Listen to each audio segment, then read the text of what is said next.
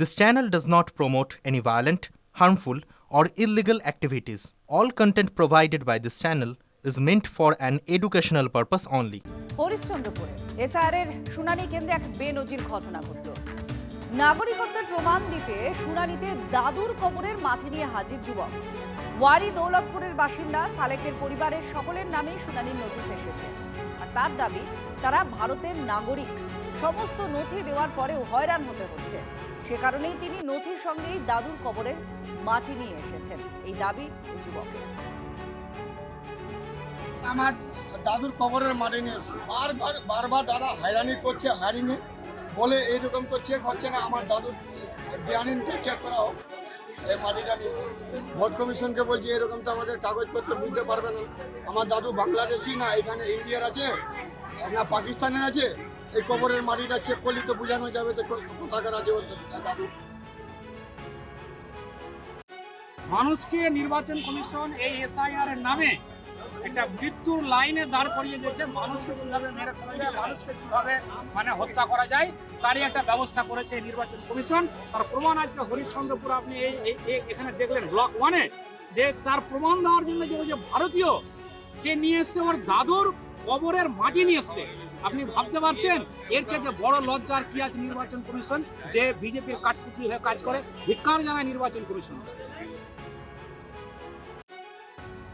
এতে বিভ্রান্তি ছড়াবার কিছু নাই। এই যে মাটি নিয়ে এসে এগুলো যে করছে, অশান্তি সৃষ্টি করার একটা পরিকল্পনা হচ্ছে।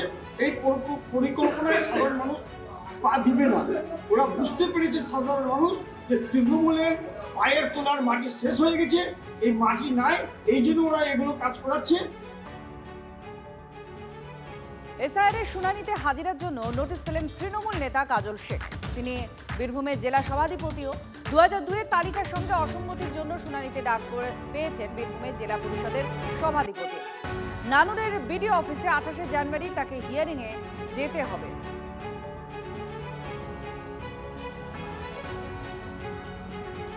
ভোটার তালিকায় তো ফায়েজুল হক বা কাজল শেখের পাশে লেখা নেই জেলা সভা পরিষদের সভাধিপতি। ভোটার তালিকায় তিনি একজন সাধারণ ভোটার। তার 2002 এবং 2025-এর ভোটার তালিকায় নাম, বাবার নাম, ঠিকানা, বয়স এতে যদি অদল বদল থাকে, একই তথ্য না থাকে, তাহলে তিনি ডাক পাবেন এবং তিনি যাবেন ইয়ারোর সামনে বা এই ইয়ারোর সামনে তার ডকুমেন্ট দেবেন। এবং তিনি যদি বাংলাদেশি না হন, তিনি যদি রোহিঙ্গা না হন, তার যদি লজিক্যাল ডিসক্রিপেন্সি, লজিক্যাল গ্রাউন্ড যথার্থ না থাকে, তার নাম থেকে যাবে। কিন্তু তিনি যদি বাংলাদেশি হন, তিনি যদি রোহিঙ্গা হন, তার নাম থাকবে না, বাদ চলে যাবে। মানুষের হয়রানির অভিযোগ তুলে রাজ্যের শাসক দলের নেতাকর্মীরা বিক্ষোভ আন্দোলন করছেন, কিন্তু একজন বিধায়ক নিজের জন্যই বিক্ষোভে বসেছেন এমন উদাহরণ সোমবারের আগে পর্যন্ত ছিল না। মালদার তাজমুল হোসেন সবই পারেন, কিন্তু হিয়ারিং এ ডাক পেয়েছেন, বিধায়কের বেজায় গোসা হয়েছে আর দলবল নিয়ে বসে পড়লেন বিক্ষোভে। দাদুর কবরের মাটি নিয়ে হিয়ারিংয়ের লাইনে দাঁড়িয়েছিলেন হরিশ্চন্দ্রপুরের এই ব্যক্তি। তিনি ভারতীয় নাগরিক, তার প্রমাণ দিতে নাকি এই মাটি। নির্বাচন কমিশন নিয়ে, এসআইআর নিয়ে বিরক্ত, অনেক প্রশ্নও আছে। দাদুর কবরের মাটি তাই প্রতিবাদ, কিন্তু প্রতিবাদ জানিয়েও এই ভোটার এসেছেন হিয়ারিংয়ে। অথচ তার কেন্দ্রের বিধায়ক ও রাজ্যের মন্ত্রী গো ধরেছেন। কেন তাকে হিয়ারিংয়ে ডাকা হলো? দলবল নিয়ে বিক্ষোভে বসে পড়লেন হিয়ারিং সেন্টারের বাইরে। সেখানেও চমক। অঞ্চলে তাজমুল হোসেনের ঘোর বিরোধী হিসেবে পরিচিত জেলা পরিষদ সদস্য বুলবুল খানও মন্ত্রীর পাশে। সমস্ত রকম ডকুমেন্টস আমার দেখা সত্ত্বে তারপর আমি দাঁড়িয়েছিলাম ভোটে। আমার কোনো কোথাও যদি খুঁত থাকতো, কোনো ভুল থাকতো, তাহলে অবশ্যই আমি দাঁড়াতে পারতাম না। এবং 3বারের বিধায়ক, তা সত্ত্বেও আমাকে হয়রানির শিকার। তাজমুল হোসেন 3বার হরিশ্চন্দ্রপুর থেকে বিধায়ক নির্বাচিত হয়েছেন। 2006 ও 2011 সালে ফরওয়ার্ড ব্লকের টিকিটে বিধায়ক নির্বাচিত হন। 2021 সালে নির্বাচিত হন তৃণমূলের টিকিটে, হন রাজ্যের মন্ত্রীও। বিধায়ক বা মন্ত্রীরা কি নাগরিক নন? যদি আর 5 জন মানুষকে ডাকা হয়, তাহলে তাকেও তো ডাকা যেতে পারে। তাজমুল হোসেন কি সিস্টেমের বাইরে? এর সঙ্গে বিধায়ক পদের কিছু ব্যাপার নেই, এর সঙ্গে বিধায়ক পদের কিছু ব্যাপার নেই। আমি বলছি সেনাকর্তারাও পেয়েছেন, এটা রেকটিফিকেশন। আপনার কাছেও এই একটা সুযোগ এসছে। এসআইআর নিয়ে অনেকের রাগ বিরক্তি আছে, অনেকে আবার হাসি মুখেই হিয়ারিংয়ে যাচ্ছেন নিজেদের কর্তব্য ভেবে।